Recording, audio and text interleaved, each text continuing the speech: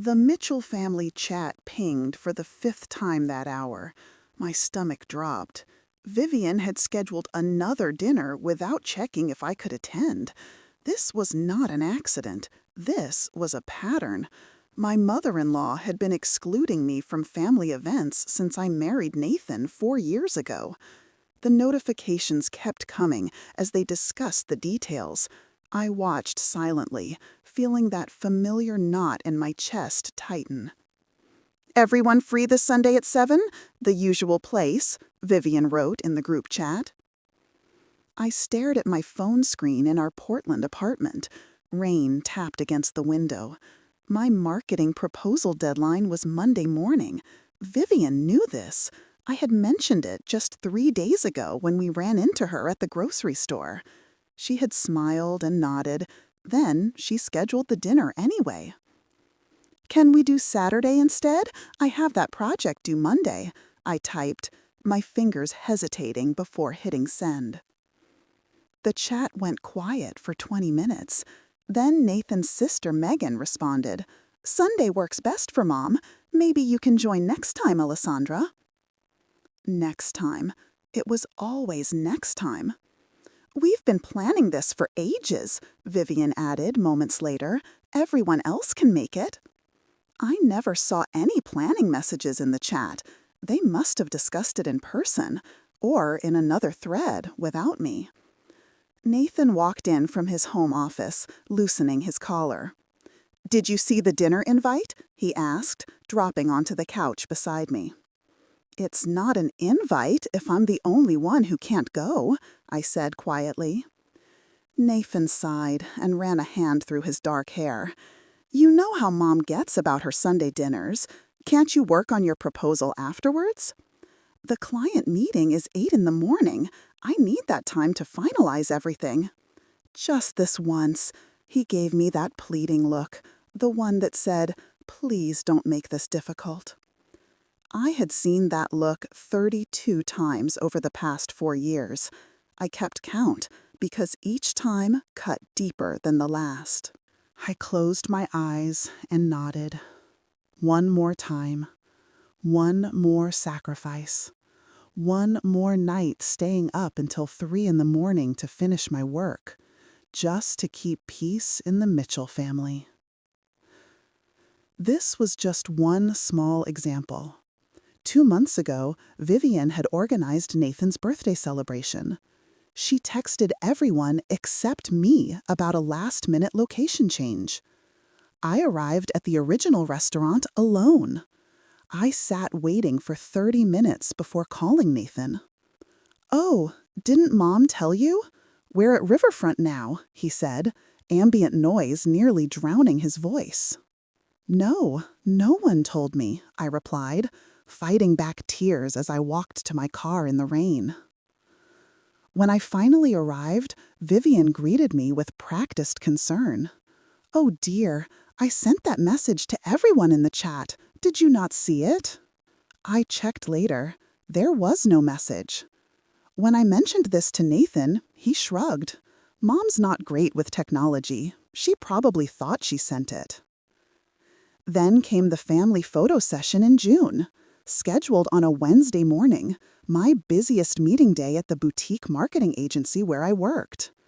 When I mentioned I couldn't make it, Vivian smiled sweetly. "Family should be a priority, don't you think? Nathan always makes time." Nathan worked remotely with flexible hours. I couldn't just reschedule 6 client meetings. The photos now hang in Vivian's hallway. The entire Mitchell family. Minus me. The holiday gift exchange followed the same pattern. Vivian established traditional gift categories without asking for my input. When I brought homemade cranberry bread using my grandmother's recipe, Vivian barely acknowledged it. "We usually do store-bought desserts," she said, placing my offering at the far end of the table. "Some people have allergies." No one in the family had relevant allergies. I had checked personally with each member.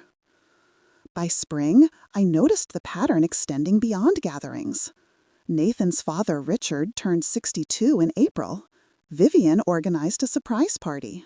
I learned about it 3 days before, when Nathan casually mentioned we needed to be at his parents' house by 4 on Saturday. Why? I asked, looking up from my sketchbook. Dad's birthday thing, he replied, focused on his phone. Mom's been planning it for weeks. This is the first I'm hearing about it.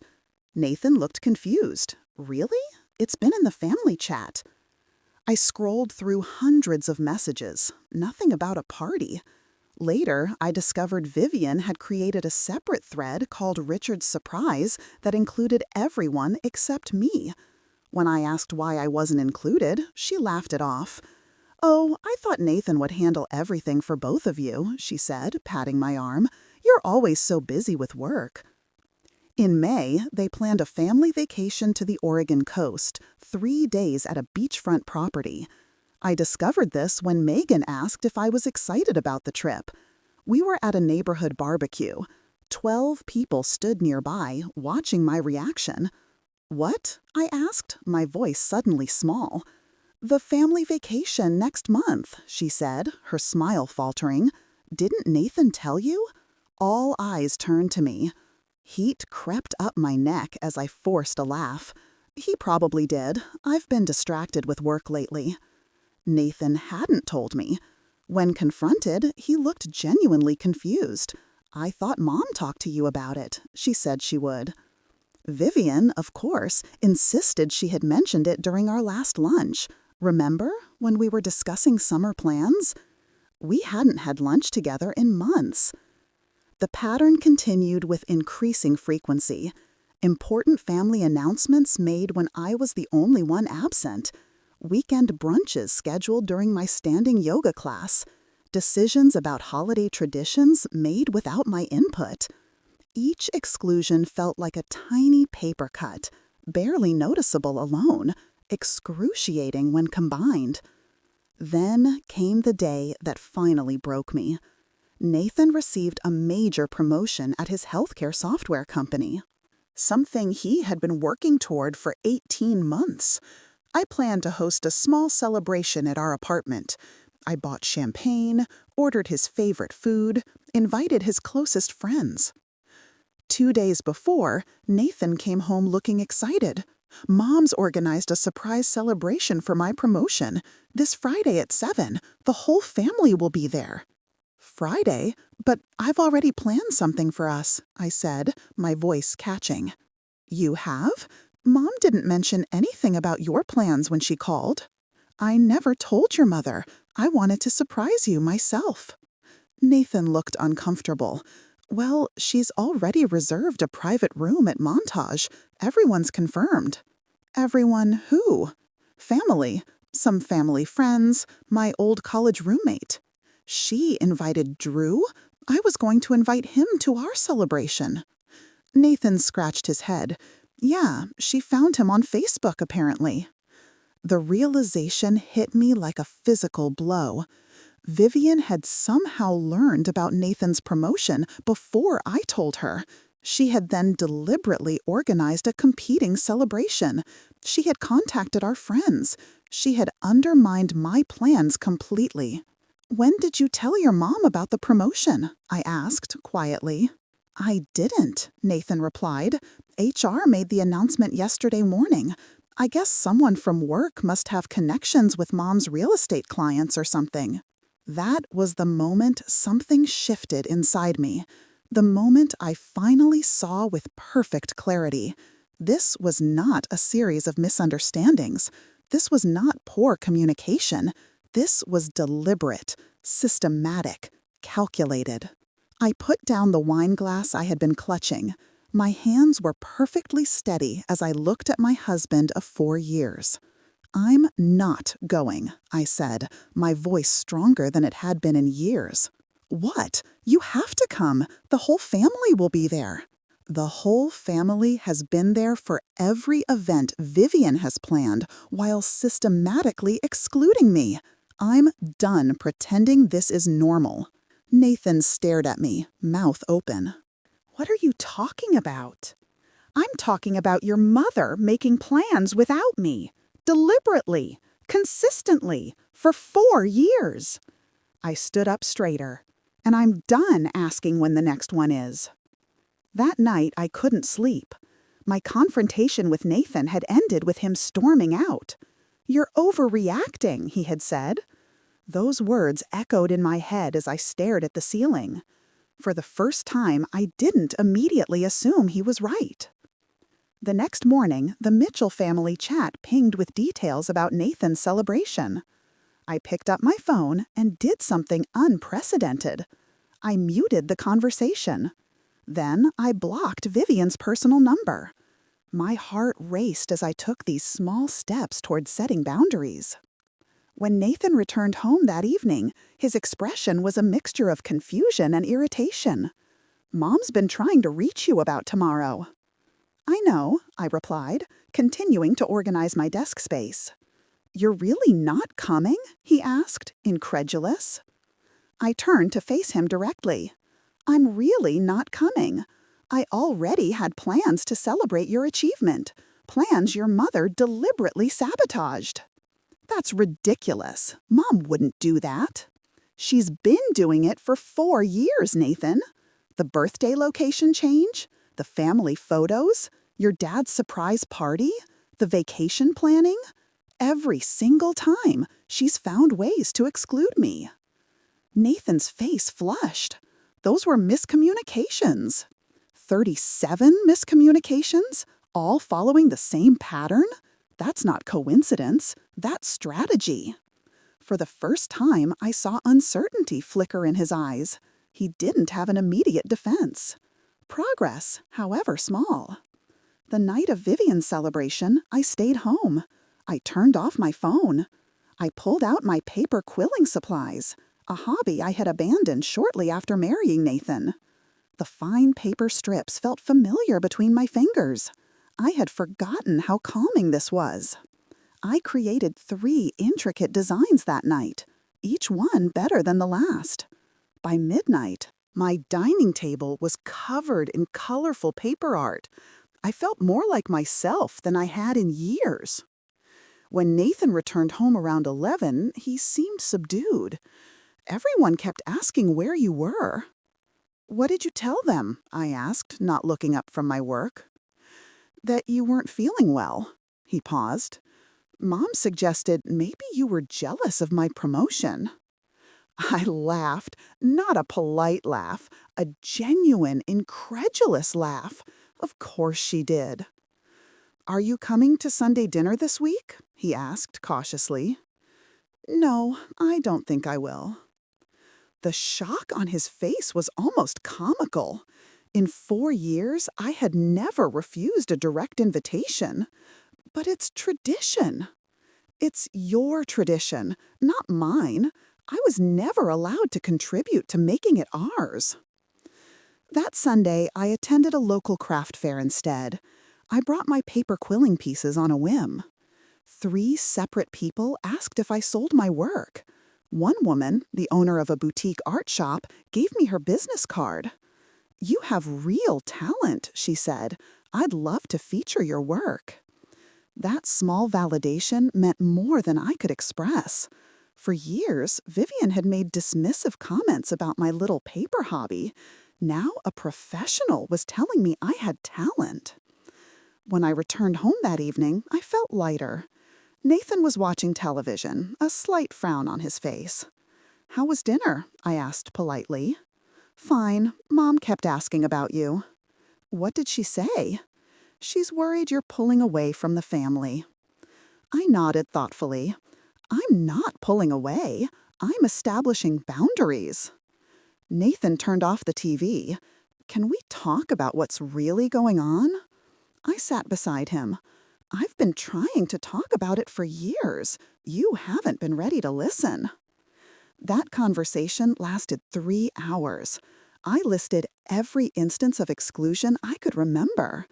Nathan denied, defended, then slowly began to actually hear me. He didn't fully accept my perspective, but cracks were forming in his automatic defense of his mother. The following Tuesday, I met with Elise, the boutique owner from the craft fair. She offered to display 5 of my pieces in her shop. She also invited me to teach a workshop on paper quilling techniques. People are looking for unique art forms, she explained. Your style combines traditional techniques with modern designs. It's exactly what my customers love. I hadn't felt professional pride like this since before my marriage. I immediately called my friend Zoe to share the news. I deliberately chose not to tell Nathan right away. This was mine, something Vivian couldn't intrude upon or diminish. That month, I declined 3 more Mitchell family gatherings. Each refusal became easier. Each time, I chose activities that nourished me instead. I reconnected with old friends. I developed new paper art techniques. I joined a marketing professionals group that met monthly. Nathan oscillated between frustration and reluctant understanding. "Mom thinks you're being selfish," he reported after one family dinner. "What do you think?" I challenged. He hesitated. I don't know what to think anymore." Progress continued in small increments. I sold 2 art pieces through Elisa's shop. My first workshop attracted 15 participants. I started a dedicated Instagram account for my paper art that gained 400 followers in just 3 weeks. At work, I channeled my new energy into a pitch for an international wellness brand. My presentation was sharper, more confident. My boss, Tara, noticed immediately. "Something's different about you," she commented after I secured the account. "Whatever it is, keep doing it." 6 weeks after I stopped attending Mitchell family events, Vivian showed up at our apartment unannounced. Nathan was working late. I was alone, preparing for my 3rd art workshop. "We need to talk," she declared, walking in without waiting for an invitation. I took a deep breath. "Hello, Vivian." She looked around, noticing my art supplies spread across the dining table. "Nathan says you've been too busy for family gatherings lately." "I've been pursuing my own interests," I replied calmly. Vivian kicked up one of my finished pieces, an intricate design of blues and greens. "This is what's keeping you from family obligations? Paper crafts?" I gently took the piece from her hands. "My art is important to me. And they're not obligations, Vivian. They're invitations. Invitations I'm free to decline." Her smile tightened. "Nathan misses you at our gatherings." "Nathan is welcome to discuss that with me directly." "Family should be a priority," she insisted.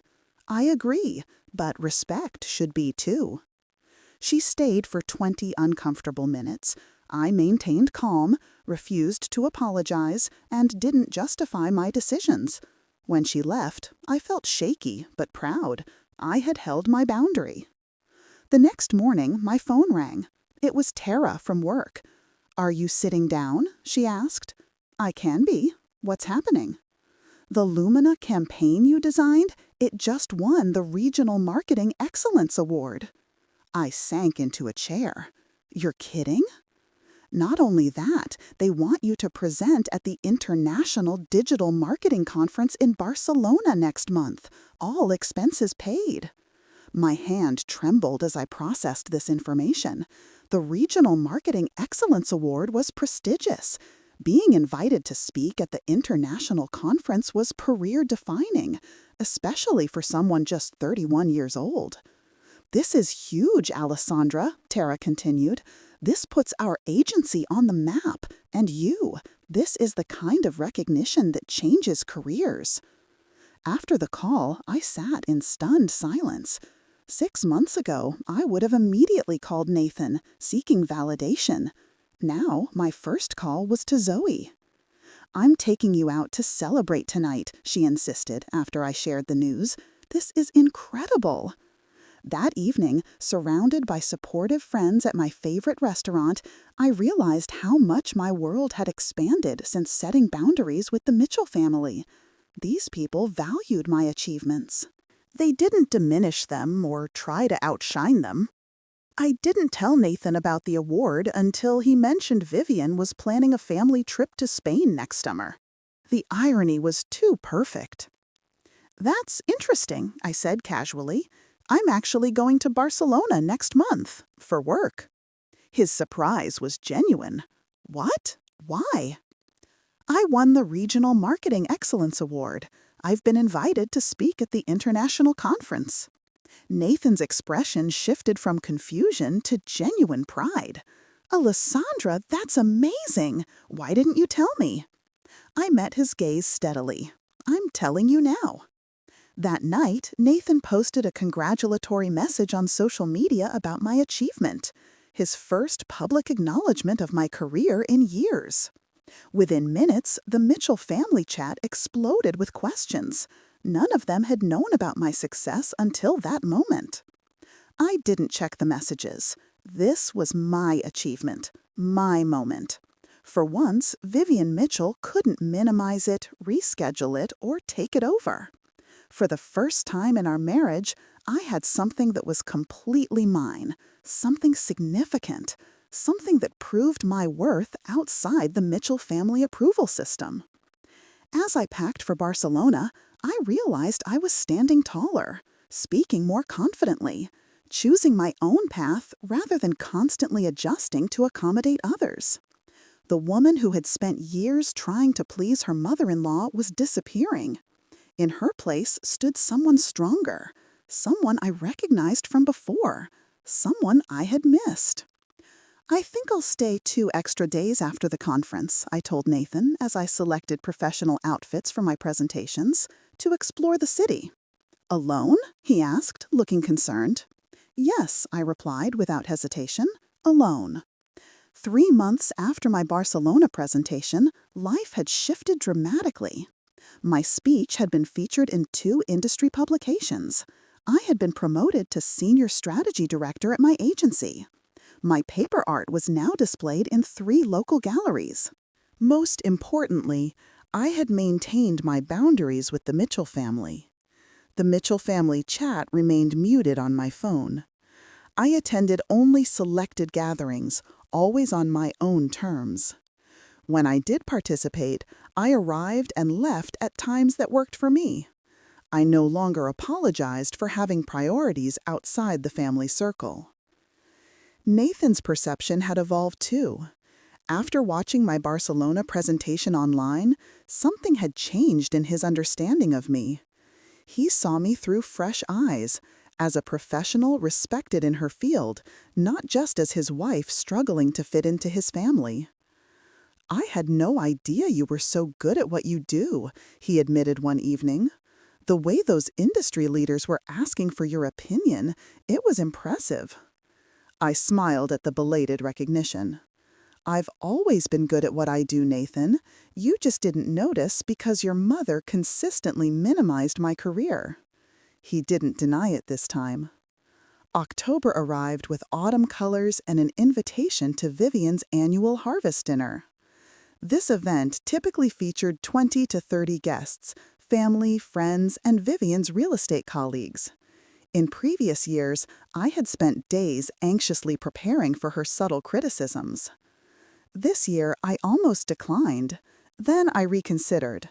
My new strength deserved a test run in Vivian's territory. I decided to attend, but on my terms. The evening of the dinner, I wore a professional dress I had purchased in Barcelona. I styled my hair in a sophisticated updo rather than the soft curls Vivian had once suggested looked more approachable. I arrived with Nathan, calm and confident. Vivian greeted us at the door of her expansive home. "Alessandra, we've missed you at family gatherings." Her smile didn't reach her eyes. "I've been quite busy with work and personal projects," I replied pleasantly. "How have you been, Vivian?" She launched into a detailed account of her real estate successes, neighborhood association politics, and family news I had missed. I listened politely, no longer desperate for her approval. Throughout dinner, I noticed Vivian watching me. My new confidence clearly unsettled her. When she made a pointed comment about career women who forget family priorities, I simply smiled. Speaking of careers, I responded, my agency just landed the Westlake account. We're designing their entire rebranding campaign. Westlake Properties was one of Vivian's major competitors in real estate. The table fell silent. Nathan reached for my hand under the table and squeezed it, a silent show of support I hadn't expected. Later that evening, I overheard Vivian speaking with her sister Patricia in the kitchen. I paused in the hallway, just out of sight. She's completely changed, Vivian was saying. Nathan barely consults me about anything anymore. She's poisoned him against me. Maybe you pushed too hard, Patricia replied. The vacation planning, the promotion party, it was pretty obvious what you were doing. I was protecting my son from a woman who clearly puts herself first. Now look, she's got him wrapped around her finger. Did you see how he defended her career? My own son. To be fair, Vivian, she seems quite successful. That international conference was impressive. Please, she got lucky with one campaign. Meanwhile, she's destroying our family traditions. I stepped back quietly, processing this confirmation of what I had long suspected. Vivian had been deliberately excluding me. She had been actively trying to drive a wedge between Nathan and me. And now she was angry because her plan had backfired. 2 weeks later, Nathan mentioned his mother was organizing their annual family Christmas celebration. It's on December 20th this year, he said cautiously. That's when I'll be in Chicago for the marketing summit, I replied. The dates had been on our shared calendar for months. Nathan hesitated. Mom specifically mentioned she checked with you about the date. I put down my coffee cup. She hasn't spoken to me about Christmas at all. He frowned. She showed me text messages from you agreeing to that date. Show me, I said, suddenly alert. Nathan pulled out his phone and scrolled through some screenshots his mother had sent. There were indeed messages that appeared to be from me confirming I was available on December 20th. Nathan, I never sent these texts. These are fake. His eyes widened. That's ridiculous. Why would Mom fake text messages? To make me look bad when I inevitably couldn't attend, to create exactly this conflict between us. Nathan looked troubled. Let me see your phone. I handed it over without hesitation. He checked my message history with Vivian. There was nothing about Christmas plans. The last text from her was from 2 months ago, a brief message about returning a borrowed serving dish. This doesn't make sense, he muttered. It makes perfect sense if you accept that your mother has been manipulating situations to exclude me from the beginning. That night, Nathan was unusually quiet. The next morning, he told me he was going to visit his parents alone. He returned 3 hours later looking shaken. I asked Mom about the texts, he said, dropping onto the couch. She said she must have dreamed our conversation or gotten confused. But when I pressed her, she got defensive, started crying, said I always take your side now. What did Dad say? He tried to change the subject. When I wouldn't let it go, he took me aside and said Mom has been worried about losing me ever since we got married. He basically admitted she's been trying to keep you at a distance. I sat beside him, taking his hand. I'm sorry, Nathan. I know this isn't easy to hear. I should be the one apologizing, he said quietly. I didn't see it, or I didn't want to see it. The following week, Nathan discovered something that removed any lingering doubts. He had borrowed his mother's iPad to help her with a technical issue. A notification appeared from a conversation named Mitchell Family Real Chat. What's this? He asked innocently. Vivian snatched the iPad back. Nothing, just a conversation with your sister. But Nathan had seen his father's name in the participants. Later, he asked Megan about it directly. Put on the spot, she reluctantly admitted there was a separate family chat that excluded me. Mom started it right after you got married, she explained uncomfortably. She said it was for planning surprises for Alessandra, but it wasn't, Nathan finished. No, Megan admitted. It was where we discussed most family plans. When Nathan shared this with me, I felt a strange combination of vindication and sadness.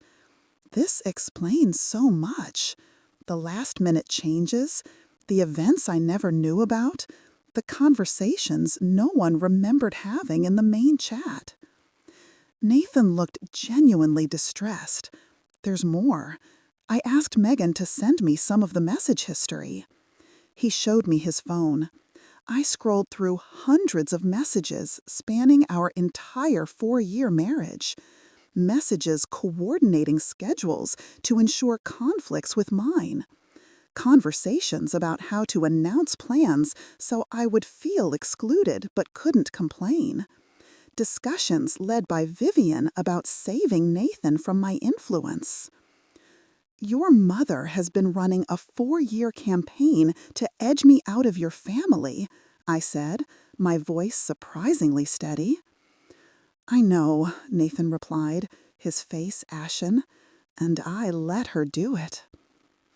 In early December, an invitation arrived for Vivian's 60th birthday celebration, a formal event scheduled for January 15th at the Riverfront Grand Hotel. Despite everything, we received an engraved invitation addressed to both of us. Are we going? Nathan asked. I considered for a moment. I think we should. Really? After everything? Yes, I said firmly, but not to pretend everything's fine. I think it's time for honesty. Nathan looked concerned. What are you planning? Nothing dramatic, just truth. As the event approached, I noticed increased activity in the Mitchell family chat, the original one that included me. Suddenly, Vivian was tagging me in messages, asking my opinion about trivial details, making a show of including me. It felt calculated rather than genuine. Meanwhile, Nathan had become distant from his family. He declined Sunday dinners. He stopped automatically defending his mother's behavior. The shift in dynamics was palpable and clearly unwelcome to Vivian. 3 days before her birthday celebration, Megan called Nathan in tears. "Mom's freaking out that you two might not come," she reported. "She says her birthday will be ruined without her son there." "We already RSVP'd yes," Nathan replied, confused. "She doesn't believe Alessandra will actually show up. She's convinced you'll come alone or cancel last minute." After the call, Nathan looked troubled. My mom's birthday has always been a big deal. Even as kids, we weren't allowed to have conflicting plans. "I'll be there," I assured him. "I promised, and unlike your mother, I keep my word." The night before the event, I received an unexpected text from Emma, Megan's friend who had been part of the Mitchell inner circle for years. "Can we meet for coffee tomorrow before the party? I need to talk to you." We met at a quiet cafe at 10 the next morning. Emma looked nervous as she slid into the seat across from me. "I've been debating whether to show you this," she said, pulling out her phone, "but I can't keep pretending everything's normal." She handed me her phone, open to a conversation with Vivian, Megan, and several other women. As I scrolled, my breath caught. "I've arranged for Stephanie to be seated at Nathan's table," Vivian had written. "Alessandra will probably bail anyway, but if she comes, I want him to see what he's missing." Stephanie, Nathan's college girlfriend, the one Vivian had always adored. "She's been in contact with Stephanie for months," Emma explained quietly, "trying to orchestrate some kind of reunion." I continued reading. The plan was detailed. Stephanie would be positioned where Nathan would interact with her throughout the evening. Vivian had coached her on topics to discuss, all designed to highlight aspects of Nathan's life that I supposedly didn't appreciate or understand. "Why are you showing me this?" I asked, looking up at Emma. She fidgeted with her napkin. "Because it's wrong. I've watched this happen for years. The separate chat, the deliberate exclusion, the manipulation. I went along with it because Megan is my friend, but you don't deserve this." I thanked her sincerely. As I walked home, I felt surprisingly calm. The final piece had fallen into place, the confirmation of what I had suspected for months. Vivian Mitchell had never intended to accept me as part of her family, and tonight, at her 60th birthday celebration, surrounded by 30 of her closest friends and family members, she was planning the ultimate manipulation. I pulled out my phone and called Zoe. "Remember how you said I should stop letting people walk all over me?" I asked when she answered. "Vividly," she replied. "I need your help preparing for tonight." The Riverfront Grand Hotel ballroom glittered with elegant decorations. Crystal centerpieces caught the light from overhead chandeliers. A string quartet played softly in the corner. Approximately 30 people mingled, dressed in formal attire. Vivian Mitchell held court near the entrance, resplendent in a deep blue gown. I arrived with Nathan at exactly 7:30. I wore a striking red dress and carried myself with deliberate confidence. Nathan's hand rested protectively at the small of my back as we entered. Vivian spotted us immediately. Her smile faltered slightly before she composed herself. "Nathan, Alessandra, I wasn't sure you'd both make it." "We wouldn't miss your 60th birthday, Vivian," I replied warmly. "It's an important milestone." Her eyes narrowed slightly at my emphasis on her age. "How thoughtful. You're at table 3, near the window." As we moved through the room, I noted the strategic placement. Our table was positioned far from the main family group, and there she was, Stephanie Chen, looking polished in a black cocktail dress, seated directly across from Nathan's assigned place. "Stephanie?" Nathan stopped abruptly. "What are you doing here?" She rose gracefully. "Nathan, your mom invited me, said she wanted to reconnect with old friends for her birthday." She glanced at me. "You must be Alessandra. I've heard so much about you." I smiled pleasantly. "Interesting. I've heard almost nothing about you until recently." Nathan looked between us, confusion evident on his face. "Recently?" I squeezed his arm gently. "We'll discuss it later. Let's find our seats." Throughout the appetizer course, I observed the room dynamics. Richard Mitchell sat stiffly beside his wife, occasionally glancing our way. Megan and her husband kept their heads together in whispered conversation. Emma avoided making eye contact with me entirely. Stephanie made repeated attempts to engage Nathan in reminiscences. "Remember that road trip to Seattle? Your mom was just reminding me about it last week." "Last week?" Nathan's eyebrows rose. "You've been talking with my mother recently?" Stephanie faltered. "Just catching up, for the party planning." I sipped my water calmly. The pieces were falling into place exactly as Emma had described. The stage was set for Vivian's manipulation. All I had to do was wait for the right moment. It came during the toast portion of the evening. After Richard's predictably formal tribute to his wife, Vivian herself stood to address her guests. "I'm so thankful to have everyone important in my life here tonight," she began, her gaze sweeping the room, but notably skipping our table. "Family has always been my priority. Everything I've done has been to protect and nurture those I love." Her speech continued with thinly veiled references to sacrifice and loyalty. When she mentioned welcoming new members into our traditions, her eyes briefly flicked to me before moving to Stephanie. And reconnecting with those who have always understood our family values, she added with a pointed smile toward Nathan's ex-girlfriend. When Vivian finally sat down to enthusiastic applause, the master of ceremonies announced the dessert course and invited family members to offer additional toasts. I turned to Nathan. "I think I'd like to say a few words." His eyes widened. "Are you sure?" "Absolutely certain." I made my way to the small podium.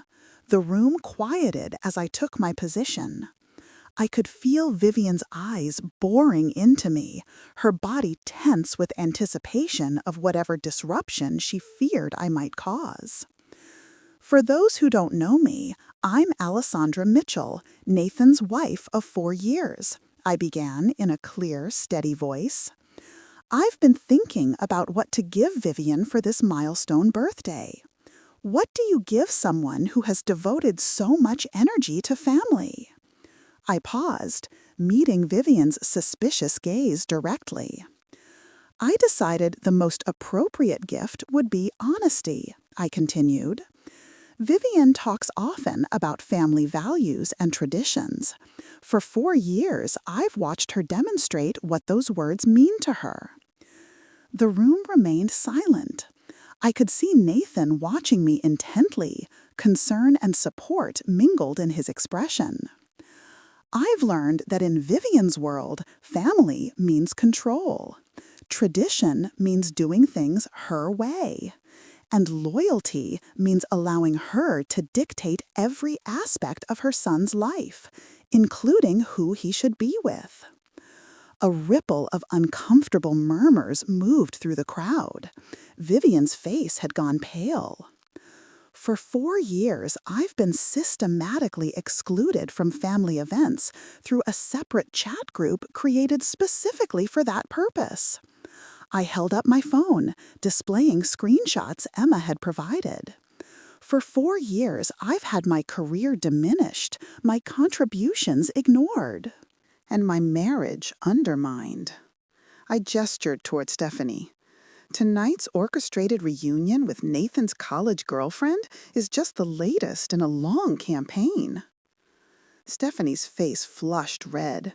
She looked down at her plate.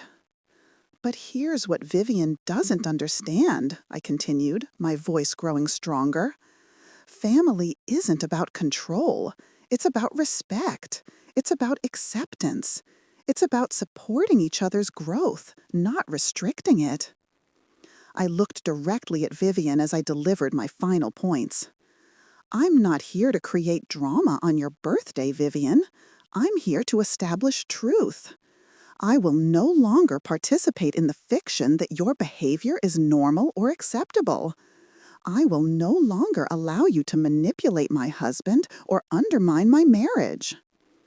Richard Mitchell half rose from his seat. Now see here.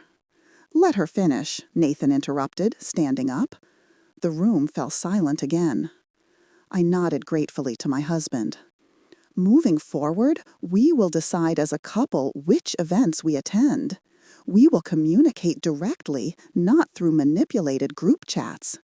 We will expect respectful treatment. These are our boundaries, and they are non-negotiable. I raised my glass. To Vivian on her 60th birthday.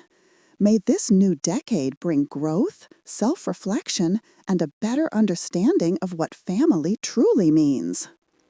The silence that followed was deafening. Then Nathan walked to the podium and stood beside me.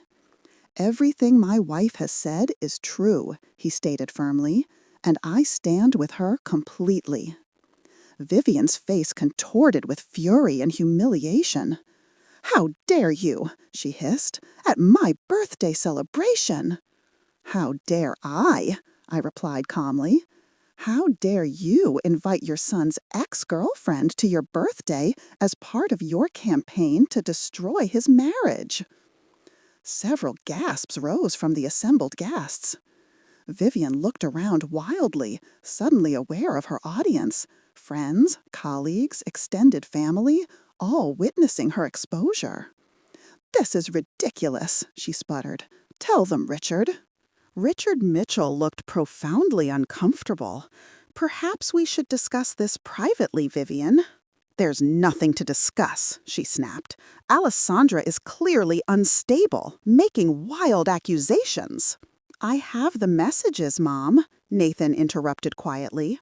From the secret family chat, from your conversations with Stephanie, all of it.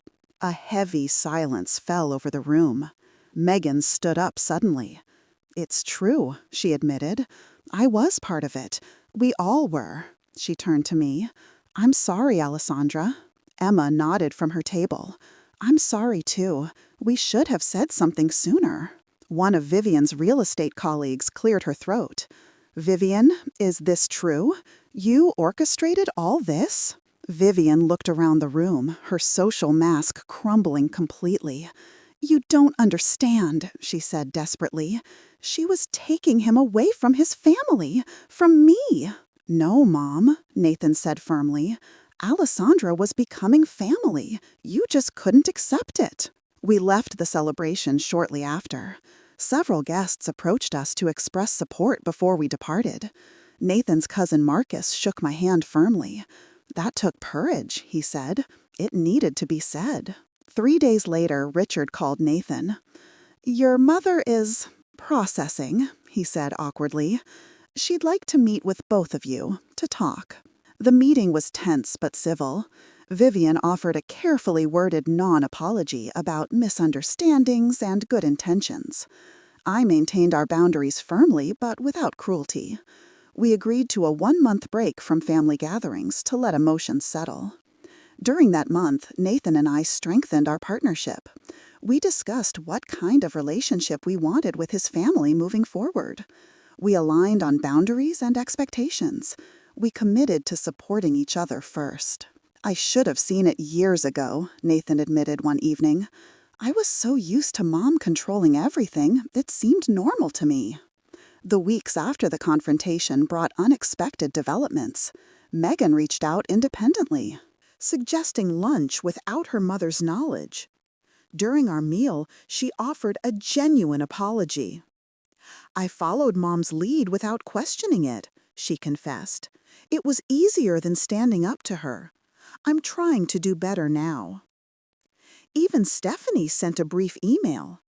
I didn't understand I was being used in someone else's agenda. I wouldn't have participated if I'd known the full situation. I'm sorry. 6 months after Vivian's birthday revelation, our relationship with the Mitchell family had transformed. We attended selected gatherings on our terms. Vivian maintained cool politeness with me, but the active sabotage had ended. The separate family chat had been disbanded. Plans were discussed openly. Nathan's relationship with his mother had changed permanently. He loved her, but no longer allowed her to control him. He recognized manipulation tactics quickly and addressed them directly. He prioritized our marriage consistently. My career continued to flourish. I was promoted to executive director at my agency. My paper art was featured in a regional exhibition. I taught regular workshops that always sold out in advance. Most importantly, I had reclaimed myself. The confident, creative woman who had been slowly disappearing under Vivian's influence had returned fully. I no longer sought approval from people who couldn't or wouldn't give it. I no longer apologized for taking up space. One Sunday afternoon, nearly a year after the confrontation, Nathan and I were having brunch at our favorite local cafe. My phone pinged with a notification from the Mitchell family chat, now used for legitimate communications only. Mom's organizing the annual summer picnic, Nathan reported, checking his own phone. July 10th. She's asking if that works for us. I checked my calendar thoughtfully. I have a meeting that morning, but I could join by 2. I'll let her know, he replied, typing a response that included both our schedules. A moment later, Vivian replied. We'll plan to start at 3 then, so Alessandra can join us. I smiled as I put down my phone. It was a small thing, a minor accommodation, but it represented a fundamental shift. I was no longer expected to adapt to the Mitchell family schedule. The schedule now considered my needs too. You know, Nathan said, reaching for my hand across the table, I'm proud of you for standing up that night. It changed everything, for all of us. I squeezed his hand. I'm proud of us. It took me too long to establish boundaries, and it took you courage to see the truth about family patterns. Better late than never, he replied with a smile. I nodded, feeling the contentment of hard-won peace. Much better late than never. When we returned home that afternoon, I noticed my phone had multiple notifications. My latest caper quilling video tutorial had gone viral overnight. 3,000 new followers, hundreds of comments praising my techniques and artistic vision. As I scrolled through the messages, I realized something profound. A year ago, I would have hesitated to share this success with Nathan, fearing it would somehow make its way to Vivian and be diminished. Now I called him over immediately, showing him the numbers with uncomplicated joy. "This is amazing!" he exclaimed, genuinely happy for me. "It really is," I agreed, no longer afraid to celebrate my own achievements. That evening, as we prepared dinner together, I reflected on how far we had come. The Mitchell family chat no longer dictated our lives. Vivian no longer controlled our schedule. My successes were no longer diminished. We had established a new balance. Not perfect, but healthier. I had stopped asking when the next family event was. Instead, I have created a life where those events were just one part of a much richer whole. A life where boundaries were respected. A life where I could be fully myself. And that, perhaps, was the greatest victory of all.